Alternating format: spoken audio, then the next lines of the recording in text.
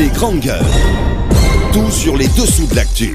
Ici, l'actu rime avec liberté de ton sur Radio Espace. Voilà, continuez à réagir, GG au 8037, le numéro de téléphone à votre service. Si vous êtes en Guinée et que vous êtes abonné Orange, vous partez sur le site de la radio aussi, le www.espacefmguinée.info. On va s'intéresser dans un instant à cette actualité. Oui, on le disait, depuis quelques jours, l'on constate en tout cas des fluctuations au niveau du taux de change. Une situation que certains imputent à l'émission de nouvelles coupures de billets de 20 000 francs guinéens. Et qu'en est-il vraiment? C'est la question que nous nous posons ce matin. Tidiane Koula Diallo, président de l'association des cambistes de Guinée, que nous allons appeler dans la deuxième heure, évidemment, dans cette émission ce matin. On va essayer d'appeler aussi l'entraîneur par intérim donc de l'ASK, c'est bien cela, Ali Touré.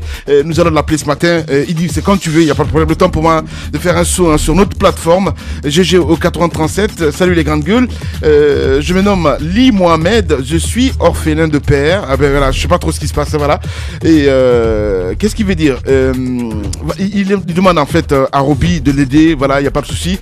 Il faut prendre contact directement à la réception et comme ça, voilà, comme vous le savez qu'il est sensible, il n'y a pas de problème. Il va essayer de faire Sa Majesté quelque chose, notre Roby national. Voilà, bonjour. Une question ce matin, l'Afrique doit s'inspirer de la démocratie sénégalaise. C'est Pathé Diallo de Bokeh qui nous pose cette question ce matin. Bonjour les grandes gueules, j'ai remarqué on accorde beaucoup plus d'importance à la politique. Alors là pas du tout mon cher ami, hein, voilà, c'est qui nous envoie ce message? Le message n'est pas signé. On a dit c'est l'émission des vrais gens, c'est très important. Ali Touré en direct ce matin. Allez, il est parti, hein, Ali, je sais pas trop ce qui se passe, voilà. Nous allons rester dans le sillage, on va essayer de partir avec les cambistes. Mais d'abord, cette rencontre, mon cher Tamba, ça va se passer aujourd'hui, hein, on le sait très bien, la rencontre entre Cellou Dalein Diallo et le président Condé. Finalement, la rencontre de tous les espoirs. Ouais. Mais il faut c'est personnellement mon point de vue. Je le disais hier, lorsque l'on va à une rencontre avec des positions déjà tranchées, il est à se poser la question de savoir est-ce que ça va porter quelque chose? Ouais. Qu'est-ce que le peuple de Guinée pourra tirer de cette rencontre-là? Parce que le président de la République dit qu'il a été techniquement établi par la CENI, qu'il était impossible d'inverser l'ordre des élections tel qu'il a déjà été présenté dans le calendrier, le chronogramme électoral.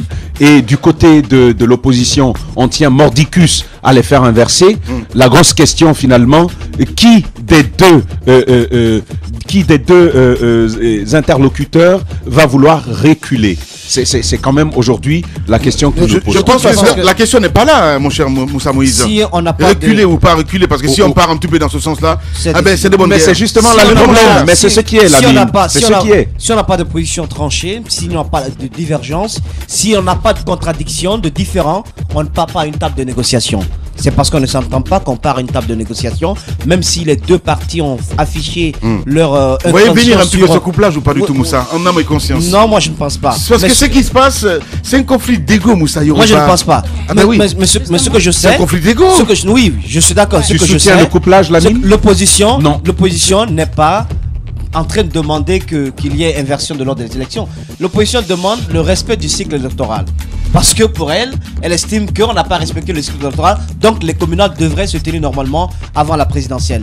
Le chef de l'État, je pense, il est plus soucieux que les partis, que les leaders de l'opposition. C'est mon point de vue sur en ce qui concerne la stabilité du pays, en ce qui concerne la quiétude sociale. Il ne permettra pas qu'il y ait des débordements, qu'il y ait tout le temps des manifestations à répétition.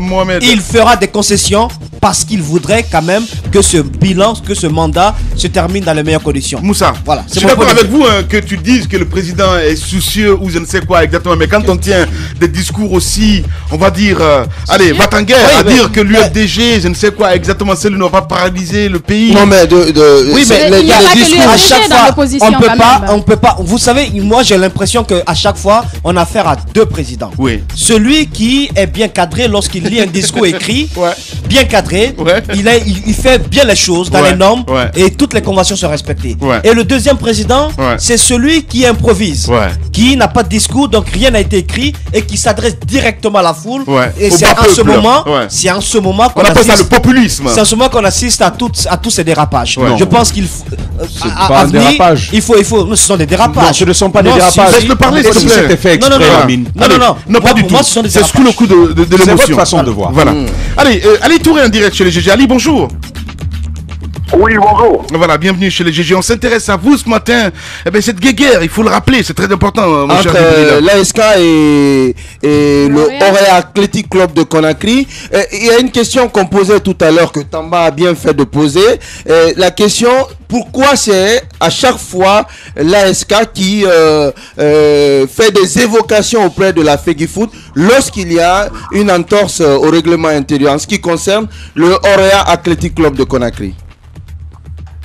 Non, bon, d'abord, je profite de l'occasion pour saluer vos nombreux auditeurs et puis en même temps éclairer la lanterne de ceux qui se posent effectivement ce genre de questions. Non, c'est pas propre au Orea ou propre, non. L'évocation, c'est un trait du règlement que tous les clubs peuvent utiliser s'ils se sentent lésés ou s'ils se rendent compte qu'il est fait entorse, n'est-ce pas, au règlement. Donc, malheureusement, ça tombe 2 fois sur le Orea, mais sinon nous sommes très à l'affût, en tout cas l'administration de l'Escaloum, nous sommes très à l'affût de ce qui se passe dans le championnat, puisque c'est le règlement qui nous régit, c'est notre Bible, on va dire. Donc c'est ce qui nous guide dans cette jungle du football-là. Donc, oui, mais Ali Touré, on fait très attention. Ali Touré, pourquoi vous n'avez pas plutôt adresser vos plaintes ou vos observations, vos requêtes du côté de la fédération? Pourquoi vous n'avez pas soulevé ces manquements au règlement de la fédération? Ils l'ont mais fait. Plutôt la com est plutôt acharnée. Non, la com est plutôt acharnée du côté du retrait des 3 points au Orea FC. Est-ce que vous pouvez pas vous adresser directement en adressant un courrier à la fédération pour élever ces manquements? De toute façon, l'évocation ne peut être adressée à la fédération. Donc, on a adressé le courrier à personne d'autre que la fédération. Maintenant, de là à faire une obligation pour que d'autres soient informés. Mais sinon, le courrier doit être adressé au service juridique de la fédération qui n'aime de football, ce que nous avons fait en bonne et due forme. Est-ce qu'il n'y a pas une responsabilité de la fédération dans tout ça, parce que cette affaire ressort en quelque sorte les manquements, je dirais même l'amateurisme de cette fédération. Comment peut-on prévoir une interdiction pour telle infraction et ne pas prévoir les sanctions y afférentes? Non, mais non, déjà, la sanction est automatique, elle est limite automatique parce que il y a 2 choses qu'il faut savoir. Il y a 2 questions qu'il faut se poser. C'est est-ce que réellement les faits sont avérés? Si oui, est-ce que c'était intentionnel? Je ne pense pas, connaissant l'administration de Orea, sinon ce serait grave. Maintenant, si la faute est prouvée, entre guillemets, la sanction se trouve d'elle-même. À partir de là, c'est automatique que vous avez le règlement, à vous de prendre connaissance et de l'utiliser à bon escient. Donc à partir de là, vous êtes fautif vous-même, donc vous payez vos fautes. Ça, on ne peut pas en vouloir la fédération, puisque justement, ils distribuent le règlement où ils disent, c'est bien stipulé là-dedans, 9 joueurs dont 6 sur la feuille de match. À partir du moment où vous comprenez ça, c'est que ça veut dire que alors, en clair, si on vous comprend ce matin, Ali Touré, parce qu'on a eu Balamine bien avant vous, eh bien, qui a plutôt, qui s'est transformé en conseiller, si on peut appeler ça comme ça, pour donner des conseils à Antonio Soiré, à dire qu'il est mal entouré. Vous pointez du doigt aussi un petit peu cet entourage. Que peut-on dire? Est-ce que c'est un club récidiviste?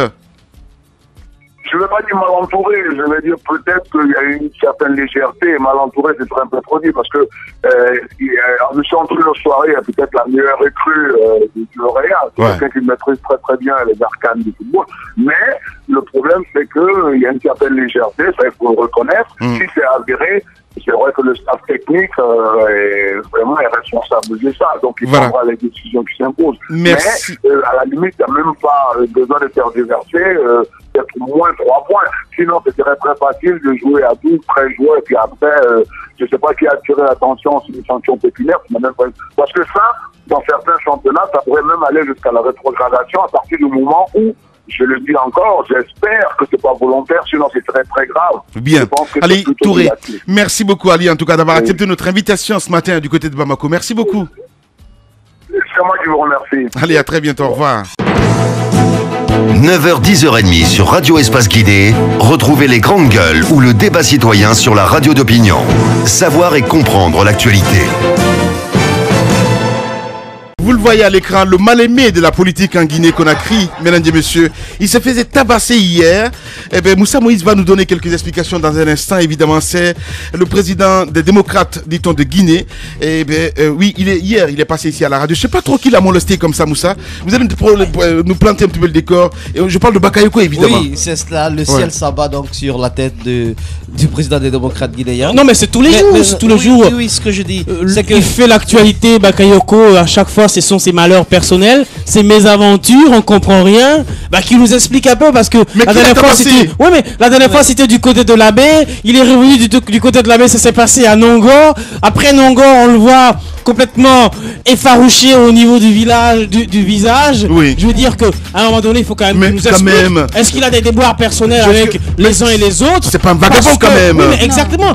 Pourquoi c'est tout le temps lui? Pourquoi c'est tout le temps lui qu'on moleste dans les quartiers? Est-ce qu'il est mal en partie avec certaines personnes? Je pense que Bakayoko doit rétablir, il doit dire beaucoup de choses certainement. Est-ce que c'est lié forcément à son discours? On va essayer de donner 3 minutes, on va l'appeler. Discours caustique dans ce pays. Hein. Ouais. Alors, explique-nous un petit peu, dans quelles circonstances, qu'est-ce qui s'est passé, Moussa? Bakayoko, il est venu hier, donc ici à Adafo, pour rencontrer, avec ses photos, très étonné parce que j'ai vu que son visage était un tout petit peu amoché.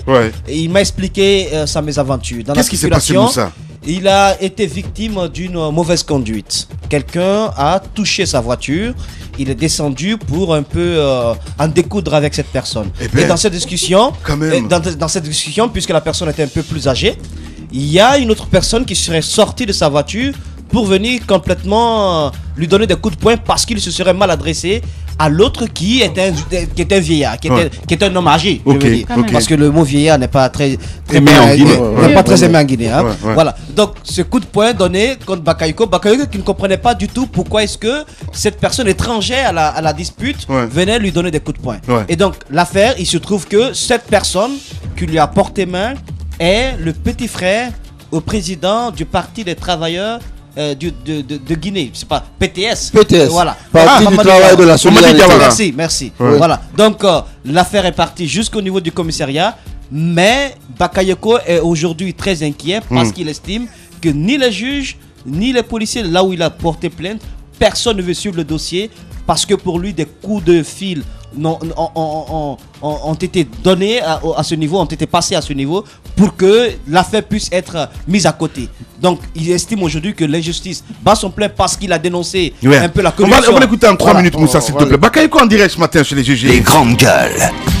Monsieur Bakayoko, bonjour, vous êtes dans les grandes gueules. Une question qu'on se pose tout le temps. On a l'impression que le malheur s'acharne sur vous. Dites-nous ce qui s'est passé récemment et qui vous a valu cette agression. Les circonstances, on le sait déjà. Moussa rappelait tout de suite comme quoi c'était... Il a sa version. Ce que j'aimerais dire, Bakayoko, comment ça s'est passé quand vous avez porté plainte et où est-ce que vous en êtes? Non, mais les circonstances d'abord. Oui, bonjour. Eh bien, voilà ce qui s'est passé. Il y a un monsieur qui a cogné ma voiture dans la circulation.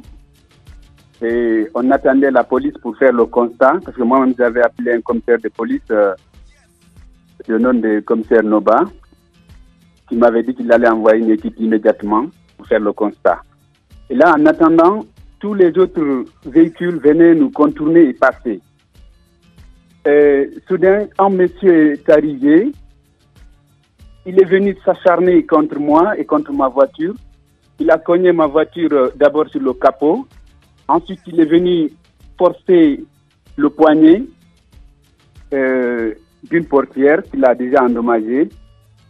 Ensuite, il n'a pas pu ouvrir la portière. Alors, il a cogné sur le toit de ma voiture. Encore là, il a endommagé cette partie.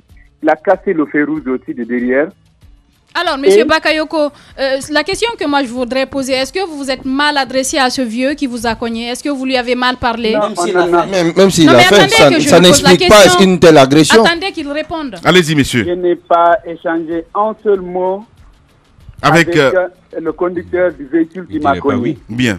Lui aussi ne m'a pas dit un seul mot. Il a fermé sa voiture, il a pris sa cigarette, il a pris une chaise il a traversé la rue, il a pris une chaise, il est assis là-bas, il a continué à fumer sa cigarette. Et le monsieur qui est arrivé, c'est monsieur Diawara.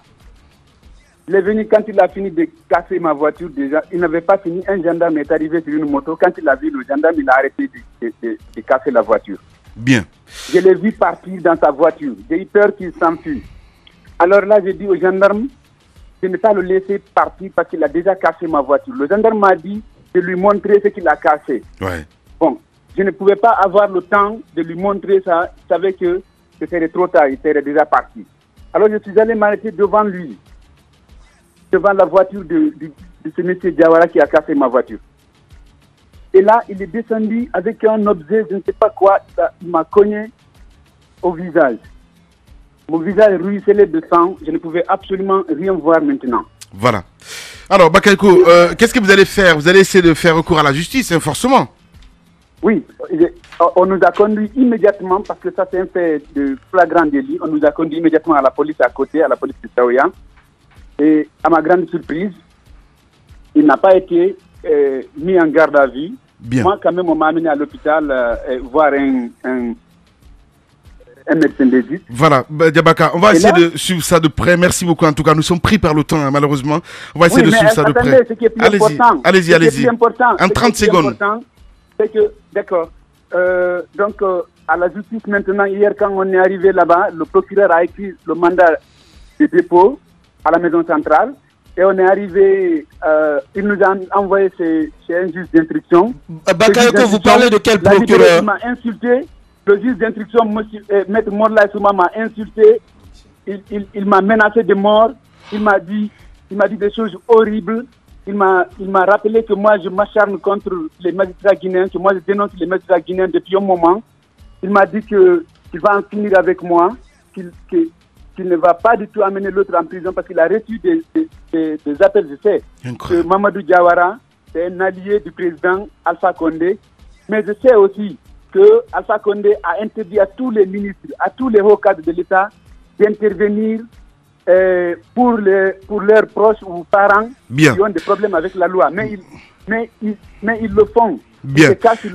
Donc c'est Mamadou Diawara qui l'a empêché d'amener. Voilà. Merci beaucoup, Bakayoko. On va suivre cette affaire de près. Bakayoko, donc en direct ce matin chez les GG. Politiciens véreux, fonctionnaires corrompus, promoteurs immobiliers voyous, justice passive. La Guinée devient-elle mafieuse? Les grandes gueules d'Adafo Média ne lavent pas plus blanc, mais vous permettent de défendre votre pays en vous informant. Avec les grandes gueules d'Adafo Média, dénoncez les turpitudes, nous garantissons le secret des sources. Envoyez vos documents à espacefmguinée.info, rubrique Contact. Les grandes gueules d'Adafo Média, ou le socle de la liberté d'expression en Guinée.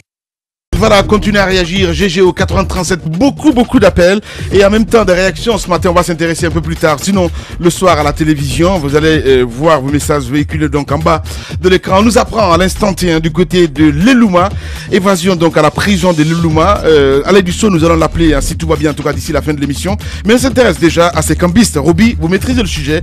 Oui, et en un temps record, oui, Roby, je sais de quoi je parle. En un temps record, le taux est passé de 8200 francs à 8900 francs. Les cambistes, ça passe par le téléphone. Il n'y a pas de souci. Hein, donc, d'aucuns expliquent. Vous avez eu des explications dessus, mon cher? Alors, moi, j'ai eu au téléphone ce matin le président de l'association des cambistes de Guinée, M. Tigane Koula Diallo, à qui j'ai posé la question de savoir est-ce que on peut imputer la responsabilité de l'augmentation du taux de change par le fait de l'émission de nouvelles coupures de billets de 20 000 francs. Il a répondu que non, parce qu'il a expliqué effectivement qu'il y a des mécanismes qui caractérisent le taux de change et que cela n'avait rien à voir avec... Mais comment il procède justement? Parce que là, j'ai posé la question à Roby, c'est la question qu'on aurait... c'est la question qu'on aurait pu lui poser, mais malheureusement, il ne répond pas pour malheureusement, le moment. Son téléphone ne passe pas. C'est un mécanisme assez... ce sont des mécanismes assez alambiqués que lui seul saura nous expliquer. On aurait aussi, ce serait bien aussi d'avoir un économiste pour savoir si il y a une corrélation entre l'émission de nouvelles coupures de billets de 20 000 francs et le fait qu'il y ait des des fluctuations au niveau du taux de change. D'après ce qu'on m'apprend... Non, c'est pas lui, hein, c'est Alaïdi que nous avons là. Allez, Roby. Non, mais ce que je voudrais dire, le fait de dire que je suis toujours avec l'argent, vous allez faire comme à Non, mais je suis désolé. Ça ne veut pas dire non, que je te vois souvent d'accord, il n'y a pas de problème. Je ne suis pas un cambiste. Mais moi, par contre, ce qui me taraude l'esprit, c'est savoir comment à Conakry. Ce qui concerne les taux, justement, moi j'arrive pas à comprendre. On se réveille bon matin et puis voilà. Au-delà de ça, la question que je me pose, c'est qu'on est dans une même ville. Nous utilisons les mêmes monnaies. C'est-à-dire que le taux est calculé en fonction du franc guinéen, du dollar et de l'euro. Mais vous vous rendez compte que lorsque vous faites le change au niveau de l'aéroport, vous avez un taux. Vous quittez l'aéroport, vous allez au pont Kenya. Non, vous n'allez pas en ville. Vous partez au pont Kenya, vous trouvez un changeur qui a un autre taux. Vous quittez là, vous partez à Madina, vous avez un autre taux. Je vous ai posé la question. Bellevue, vous avez... Donc, est-ce que c'est un marché vraiment régulé? Est-ce que les économistes peuvent nous expliquer cela? C'est très compliqué. C'est une situation très compliquée parce qu'on a l'impression que les cambistes fixent leur prix à volonté. Comment travaillent-ils avec la Banque centrale? Je pense que c'est beaucoup de questions qu'il faut se poser. Voilà, Alaïdi Sou en direct chez les GG. Alaïdi, bonjour.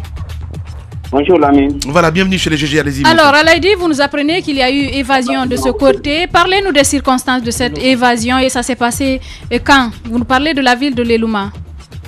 Voilà, effectivement, on a appris que l'évasion a eu lieu hier lundi à l'heure du repas qui est à 15h, heure habituelle du repas comme je l'ai dit, sur les 13 prisonniers en détention au niveau de la maison d'arrêt de Lelouma. 12 ont profité de l'occasion pour prendre la clé des champs, selon le régisseur des lieux, Boubacar So, qui impute cela à l'état actuel de la prison. Parce que selon lui, la prison n'a pas de clôture et il y a aussi une insuffisance d'agents parce que l'effectif est très réduit selon M. Boubacar So. Donc, ils n'ont que 3 agents au niveau de cette maison d'arrêt de Lelouma. Donc les prisonniers 12 ont profité de cette occasion pour s'enfuir. Donc dans la foulée, ils ont réussi à arrêter 5, mais les 7 autres sont toujours en cavale.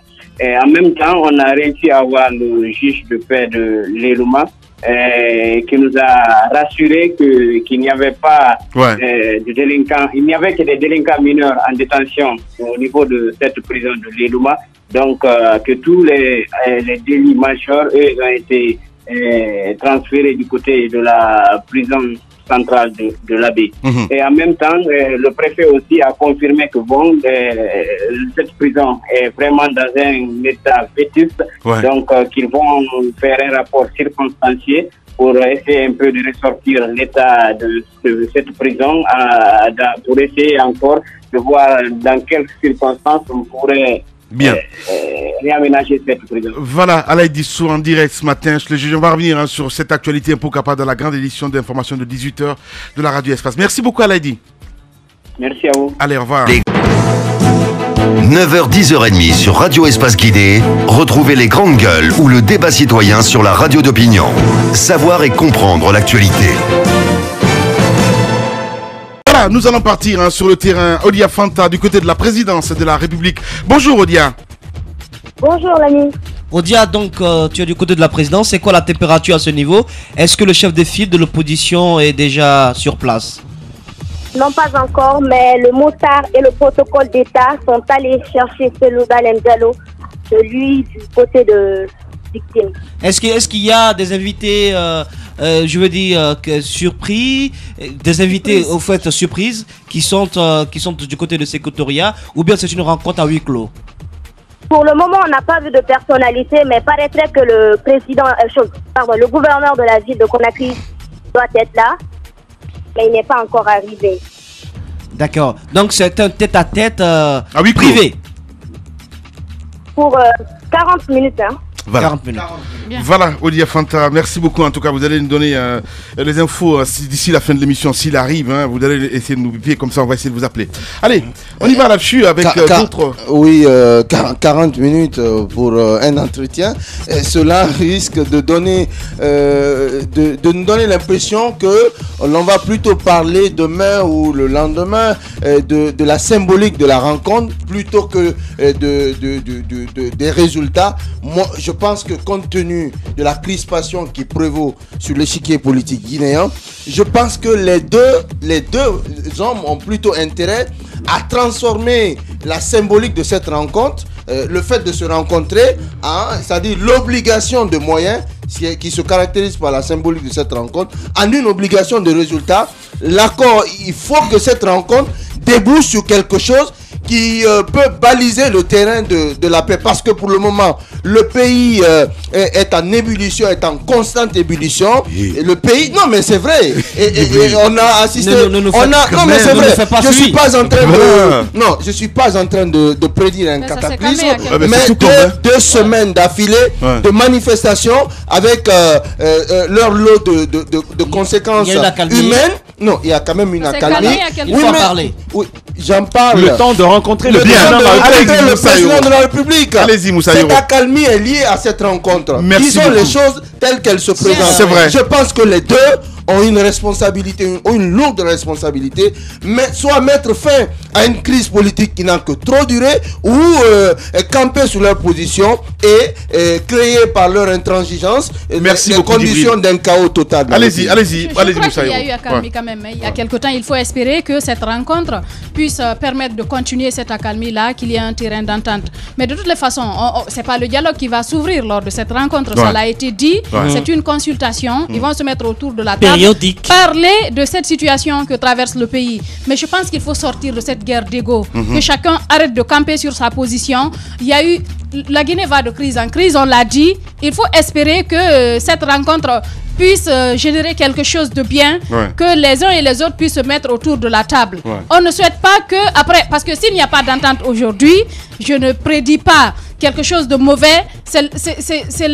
Ce qu'on a vécu ces derniers jours, c'est ce qui va revenir. Et franchement, les Guinéens n'en ont plus besoin. Parce qu'on ne sait pas à quoi ça va nous mener. Je pense que ça ne sert à rien de dire que oui, je vais parler de tout, sauf du chronogramme électoral, et dire que je vais parler de tout, mais je ne vais pas revenir. Par exemple, sur mes revendications, j'ai des préalables. D'abord, il faut, par exemple, que les activités de la CENI soient gelées. Je pense qu'il faut se mettre au-dessus de tous ces problèmes d'ego, mettre l'intérêt du pays en avant. Dieu a toujours sauvé la Guinée. Je pense que ces hommes doivent être conscients de ces problèmes-là aujourd'hui, trouver un terrain d'entente, c'est de cela qu'on a besoin. Voilà, mesdames et messieurs, c'est comme ça que nous allons nous quitter. On se retrouve demain pour un autre numéro.